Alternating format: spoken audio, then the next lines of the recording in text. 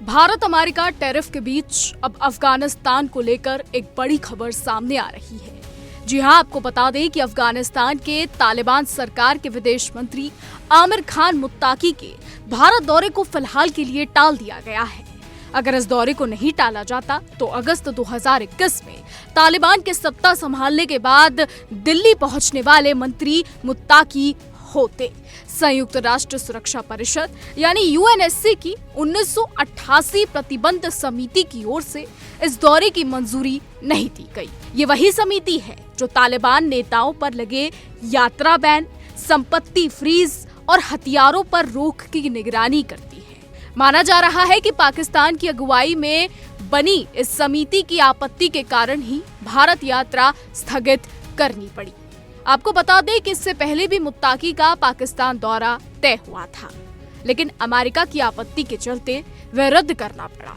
ऐसे समय में अब भारत यात्रा पर रोक ने एक बार फिर अंतर्राष्ट्रीय राजनीति में नए समीकरणों को जन्म दिया है। हालांकि रिपोर्ट्स के मुताबिक ये यात्रा सिर्फ स्थगित हुई है और आने वाले महीनों में दोबारा तय हो सकती है। आपको बता दें कि पिछले महीने मुत्ताकी का पाकिस्तान दौरा होना था, लेकिन अमेरिका ने मंजूरी देने से इनकार कर दिया। अब भारत की यात्रा भी उसी तरह से रुक गई है। ये घटनाएं बताती हैं कि तालिबान नेतृत्व के अंतर्राष्ट्रीय दौरे में बड़ी बाधाएं बनी हुई हैं। आपको ये भी बता दें कि कुछ समय पहले ही विदेश मंत्रालय के प्रवक्ता रणधीर जायसवाल ने कहा कि भारत और अफगानिस्तान के लोगों के बीच गहरे और ऐतिहासिक रिश्ते हैं। भारत हमेशा अफगान जनता की आकांक्षाओं और विकास की जरूरतों के लिए खड़ा रहेगा। उन्होंने ये भी स्पष्ट किया कि अफगान अधिकारियों से बातचीत जारी है और किसी भी नए अपडेट को साझा किया जाएगा। बता दें कि भारत ने पिछले कुछ सालों में तालिबान नेताओं से संपर्क बनाए रखा है। जनवरी में दुबई में भारत के विदेश सचिव विक्रम मिस्री ने मुत्ताकी से मुलाकात की थी। इसके बाद मई और सितंबर में विदेश मंत्री एस जयशंकर और मुत्ताकी के बीच फोन पर बातचीत हुई। खासकर सितंबर में ये बातचीत तब हुई जब भारत ने अफगानिस्तान के कुनार प्रांत में आए भूकंप पीड़ितों के लिए राहत सामग्री भेजी थी। खबरों की माने तो मुत्ताकी की भारत यात्रा पूरी तरह रद्द नहीं हुई है, बल्कि केवल स्थगित हुई है। उम्मीद जताई जा रही है कि आने वाले महीनों में जब यूएन यात्रा वेवर का मुद्दा सुलझ जाएगा तब वे भारत का दौरा कर सकते हैं।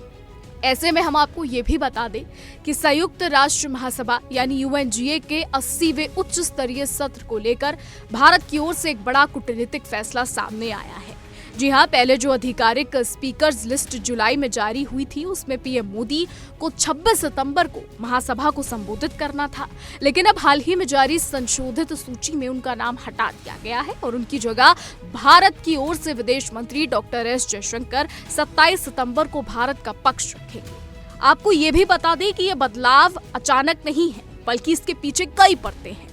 इस साल यूएनजीए में जिन नेताओं को बोलना है उनमें चीन, पाकिस्तान, बांग्लादेश और इजराइल के राष्ट्रीय अध्यक्ष भी शामिल, यानी मंच गर्म रहेगा। ऐसे में पीएम मोदी का ना जाना सिर्फ एक कार्यक्रम में बदलाव नहीं बल्कि रणनीतिक संदेश की तरह देखा जा रहा है। इसके अलावा आपको ये भी बता दें कि ट्रंप ने हाल ही में भारत के साथ चल रही व्यापार वार्ता को लेकर उम्मीद जताई है और कहा कि बातचीत सकारात्मक दिशा में आगे बढ़ रही है। उन्होंने भरोसा दिलाया कि अमेरिका निष्पक्ष और लाभदायक सौदे करने के लिए प्रतिबद्ध है।